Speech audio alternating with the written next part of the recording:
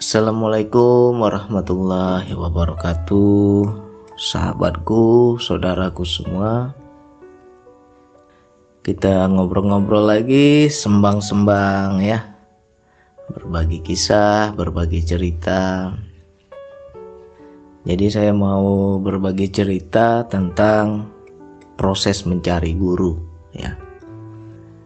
Banyak kita itu selalu mencari guru, dari satu guru ke guru yang lain, guru ini, guru itu, tapi terkadang tidak ada kepuasan hati ya.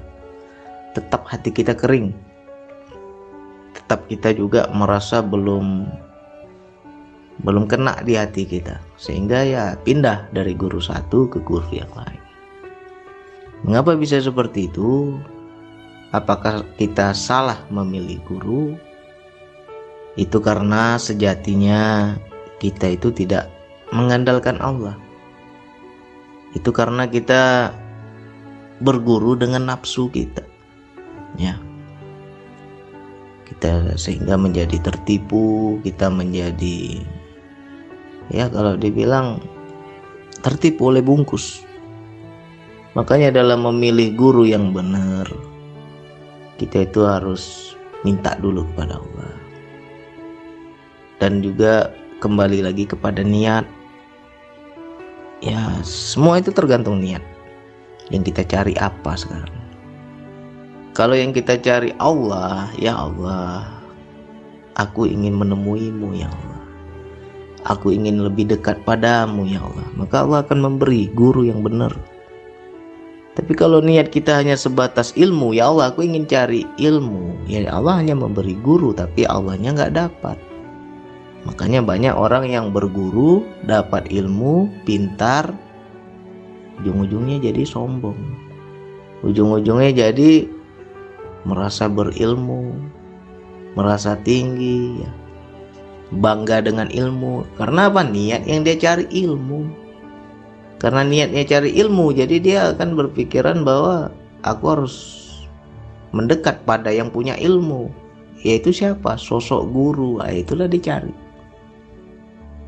Tapi berbeda dengan kita yang merasa kering jiwa kita. Ya Allah, kok asik dunia aja hidupku ini ya Allah. Akhiratnya nggak ada. Kok asik tentang zohir aja ya Allah. Batinnya kok nggak ada. Di situ kan kecarian gitu, hilang. Kosong, hampa. Lalu kita minta pada Allah. Kasihlah aku guru ya Allah, yang bisa mengarahkanku kepadamu ya Allah. Nanti Allah akan kirimkan gurunya ya. Jadi itu beda. Orang yang cari ilmu dengan orang cari Allah beda. Kalau orang yang cari ilmu akan dapat guru, tapi belum tentu ketemu Allah. Tapi kalau orang yang cari Allah, otomatis dikasih guru dan dapat ilmu. Ketika sudah dapat ilmu, ilmunya itu berkah, menjadi rahmat. Ya, ilmu itu bukan tujuan, ilmu itu hanya sebagai diskon lah, bonus ya. Tujuan dia ya mendekat pada Allah. Nah, jadi kita jangan sampai salah memilih guru ya. Salah berguru, maka seperti apa guru, ya seperti itulah kita. Ibarat kata buah jatuh nggak jauh daripada pohonnya ya. Salah berguru, maka akal guru juga akan turun kepada kita. Kalau gurunya lembut, lembutlah yang kita dapat. Kalau gurunya keras, keraslah yang kita dapat. Itu bisa mengalir ya. Jadi kita juga harus andalkan kepada Allah. Jadi bagaimana biar kita itu bisa memilih guru yang benar ya. Kalau memilih guru yang benar itu sudah ada di Al-Quran, cirinya, contohnya ya. Coba kita buka Quran surat Yasin ayat 21. Di situ dijelaskan bahwa ikutilah orang yang tidak meminta imbalan kepadamu, dan mereka adalah orang-orang yang mendapat petunjuk. Ya. Jadi kalau kita mau berguru, cari guru yang betul-betul tidak pernah meminta imbalan. Itu sesuai kategori yang Allah firmankan pada Al-Quran, ya. Kita harus pahami lagi tentang imbalan di sini apa, ya. Guru saya nggak minta imbalan, Bang. Ada minta uang nggak? Nggak ada, Bang. 1% pun nggak pernah dia minta uang. Tapi kita jangan sampai di situ aja. Bisa jadi dia tidak minta uang, tapi imbalannya adalah kehormatan. Imbalannya dipuji, imbalannya disanjung, imbalannya diakui. Apalagi imbalannya dielu-elukan. Apalagi imbalannya dianggap, ya. Inginnya selalu dihormati, dihargai karena dia guru. Kalau kita bertemu orang seperti itu orang yang meminta imbalan. Berarti orang tersebut tidak mendapat petunjuk, ya. Kalau kita belajar ke orang itu, yang ada kita hanya sebatas dapat ilmu. Ya, ilmu ini ada dua. Istilahnya ada zohir, ada batin. Ilmu yang zohir itu ya hanya sekedar pandai, tapi tak paham. Yang paham itu yang mana, Bang? Yang batin, yaitu ruh keilmuan. Karena ruh keilmuan tersebut betul-betul petunjuk dari Allah. Jadi cari orang yang seperti itu. Bagaimana, Bang? Bisa nggak kita cari, Bang? Guru ini nggak bisa dicari. Maknanya ya kita harus hafal ciri-cirinya. Ya, cari ciri-cirinya yang ada seperti itu. Kalau ketemu orang yang seperti itu, bergurulah pada dia. Tidak pernah minta imbalan. Imbalan ini luas. Bukan hanya uang. Bisa juga kehormatan, kebanggaan, disanjung, dihargai, ya. Itu juga imbalan itu. Mungkin dia uang nggak minta, tapi inginnya selalu diakui, selalu disanjung, selalu ingin dihormati. Orang tersebut tidak mendapat petunjuk. Dan ketika kita belajar kepada dia, ya hanya sebatas pintar, tapi paham pun nggak dapat kita. Jadi mari kita andalkan Allah. Kalau kita sudah bertemu sama guru yang betul-betul dapat petunjuk, satu aja guru kita, nggak perlu banyak, ya. Nggak perlu kita guru sana, guru sini, guru sana, guru sini, nggak perlu. Karena apa? Kita langsung bertemu pada Allah. Jadi itu yang harus kita pahami dulu. Kita ini cari ilmu apa cari Allah? Kalau orang yang cari ilmu pasti cari guru. Tapi kalau orang yang cari Allah, dia tidak pernah cari guru, tapi akan dikasih guru, akan diberi guru, akan dipertemukan kepada guru. Dan begitu bertemu, cocok hatinya, ya. Disitulah kita harus pahami. Dan itu juga sudah ditentukan Allah. Kalau sudah waktunya ketemu, gak usah kita cari-cari, gak usah kita bayang-bayangkan seperti apa orangnya, gak usah. Ya, apalagi Bang ciri yang lain? Ciri yang lain, setiap kalimat, perkataan, ucapan masuk ke hati kita. Kena tembak kita rasanya. Dia ngomong langsung terhujam di hati kita. Ya. Itu cirinya orang yang mendapat petunjuk. Sejatinya ya dia hanya utusan aja itu. Sebenarnya kalamnya itu kalam Allah semua. Ya. Jadi kalau kita sudah dapat guru seperti itu, satu aja guru kita. Mengapa orang guru satu nggak cocok, cari lagi, nggak cocok, cari lagi. Satu lagi nggak cocok, cari lagi. Karena apa? Nggak dapat petunjuk, nggak paham kita. Jadi ciri-ciri itu harus ada. Kalau kita berguru otaknya hanya duit aja, nggak jelas lah, nggak petunjuk itu. Mungkin dia nggak minta duit, Bang, tapi minta disanjung. Itu juga imbalan, ya. Jadi kita harus pahami itu. Apalagi Contohnya, ketika kita belajar, ya, kita harus ada satu prasangka yang baik kepada guru. Satu prasangka. Yang kedua, adab yang baik kepada guru. Yang ketiga, benar-benar ada tekad mau belajar. Karena guru, sosok guru itu dia punya pandangan batin, tembus itu. Dia tahu mana yang betul mau belajar, mana yang tidak mau belajar. Jadi untuk menurunkan keilmuan itu ya dia kadang ngetes juga. Mana murid yang tahan banting, mana yang tidak.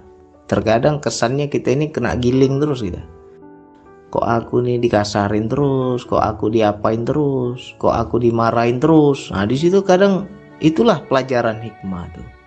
Jadi bedanya kita belajar guru ilmu dunia sama ilmu akhirat. Ilmu akhirat itu guru itu ngomong itu, kalau ilmu hakikat dia tidak banyak ngomong pada teori, tapi lebih banyak pada praktek, ya. Contohnya kita dimarahin oleh guru, kita istilahnya digiling lah, ya kan, ego kita dicabar. Nah, itu sebenarnya guru sedang mengajarkan tentang kesabaran. Sabar nggak itu? Memang wilayah ini agak ekstrim, ya. Di situ guru menilai. Kalau memang kamu tahan banting, kamu siap, tekadmu bulat, betul, ku kasih ilmunya, kata guru ini. Tapi kalau dites sedikit kita udah goyang, di situ susah mengalir ilmunya, ya. Jadi kita wilayah ini memang agak sedikit ekstrim. Satu, harus ada prasangka baik. Yang kedua, harus ada adab. Karena ini wilayah ini, adab ini sangat penting. Kita belajar dari kisahnya Nabi Musa dan Nabi Khidir. Ya, Nabi Khidir memberi persyaratan.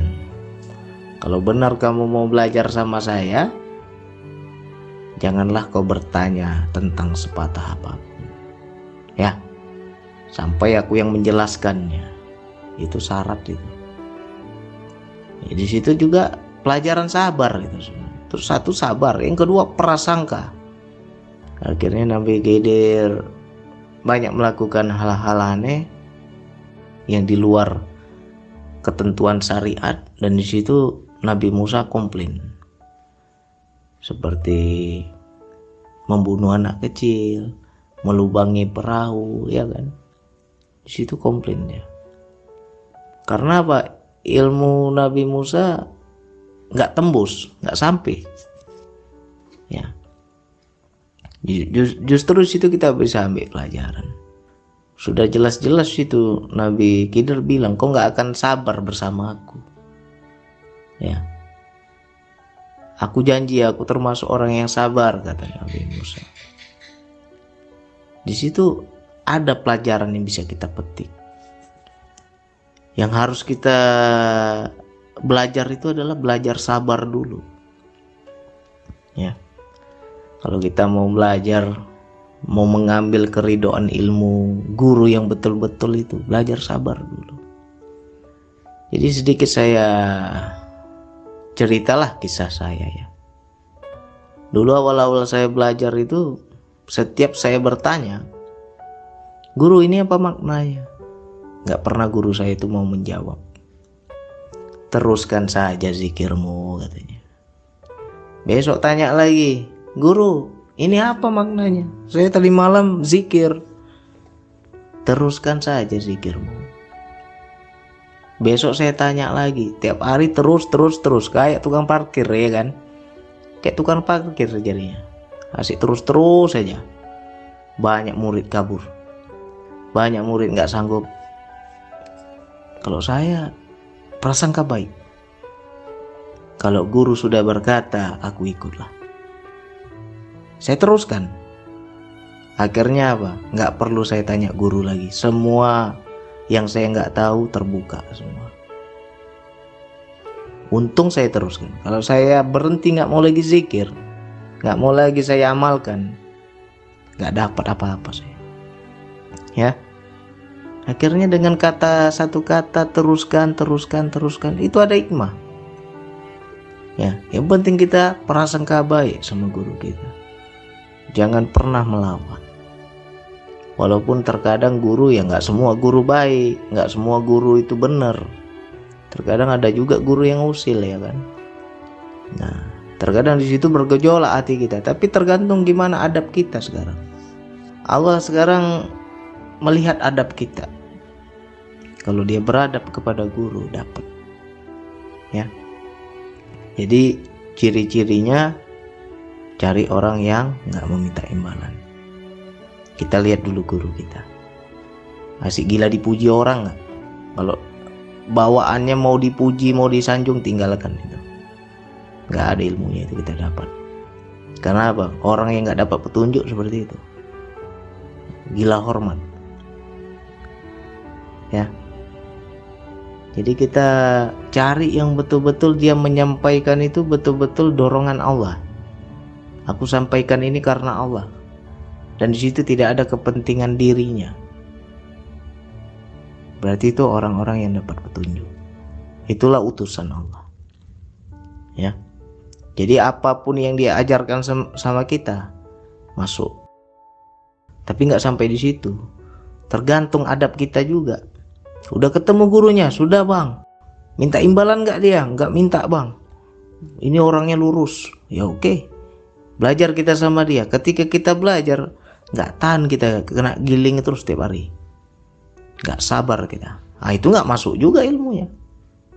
Jadi wilayah ini memang harus betul-betul kita itu melepas yang namanya keegoan, merasa bisa, apalagi. Pokoknya betul-betul jadi orang bodoh. Ya. Kalau mengambil ilmu guru tuh harus jadi orang bodoh, jangan jadi orang pintar. Kalau kita menjadi orang pintar nggak masuk ilmu guru. Betul-betul lah bodoh di hadapan guru. Betul-betul kita buang semua yang kita tahu, pura-pura nggak tahu. Ya. Terima. Baru masuk. Beradab, prasangka baik, apalagi sabar, apalagi tekun. Ya. Yang selanjutnya kita itu cara mengambilnya harus dengan banyak bercerita. Jangan banyak bertanya, tapi banyaklah bercerita. Ya. Kalau kita ilmu belajar di sekolah banyak tanya kita, ini apa guru saya nggak tahu. Itu di sekolah. Tapi kalau belajar ilmu makrifat, ilmu hakikat, banyaklah cerita hasil laku kita. Guru menyuruh ini, lakukan dulu. Guru menyuruh itu, lakukan lagi. Sudah lakukan, ceritakan hasilnya. Ceritakan pengalaman kita. Ketika kita sudah bercerita dan guru paham, inilah murid yang mau belajar. Di situ dia akan turunkan keilmuan. Kapan turunnya keilmuan? Jangan kita tanya kapan, nggak tahu kita. Ya. Intinya ketika dia ridho, turun itu ilmu. Ketika dia senang, dia akan mendoakan kita. Jadi beda. Orang ilmu dunia dengan ilmu akhirat itu beda.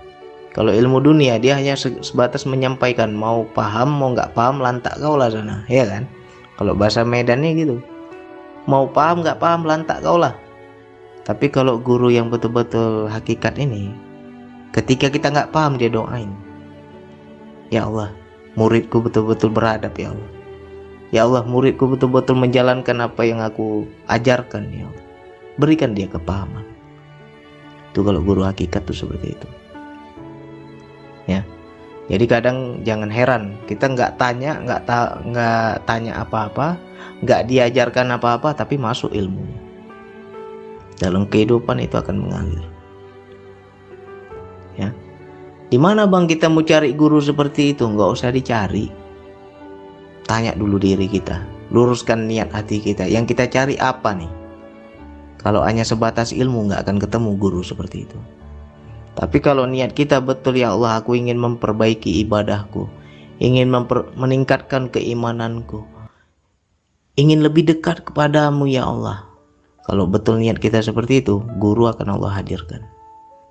Tiba-tiba muncul itu, dipertemukan kita sama sosok yang seperti itu. Ya. Dan ketika kita muncul, ingat-ingat nih pesan saya. Ketika ketemu orangnya, satu, nggak minta imbalan. Ya. Tidak ada dia secuil apapun untuk dirinya, tuh nggak ada. Baik uang, sanjungan, kehormatan, ingin dipuji, nggak ada sedikit pun. Karena yang dia lakukan semua hanya karena Allah. Itu satu. Yang kedua, beradab kita sama dia. Beradab itu yang seperti apa, Bang? Harus pandai menjilat ya, Bang? Enggak, bukan menjilat. Jadi ambil hati guru, Bang. Bukan seperti itu. Beradab itu adalah orang yang mau menjalankan keilmuannya. Itulah orang yang beradab. Walaupun kita sama guru nggak pernah komunikasi, nggak pernah cerita, nggak pernah ngobrol, tapi segala keilmuan yang kita lakukan masuk ilmu itu. Ya, jangankan kita guru yang masih hidup, guru yang sudah mati pun bisa nyampe ilmunya. Banyak guru saya yang sudah mati, tapi masih saya dengar ceramah-ceramah dia dulu. Setiap ceramah dia saya dengar itu, saya selalu terapkan dalam hidup saya. Ya. Akhirnya dalam mimpi beliau datang, beliau wajarkan. Kok bisa seperti itu? Itu karena adab. Padahal secara zohir belum pernah saya bertemu orangnya. Secara zohir belum pernah. Tapi ceramah-ceramah beliau, pesan-pesan beliau selalu saya terapkan, selalu saya amalkan.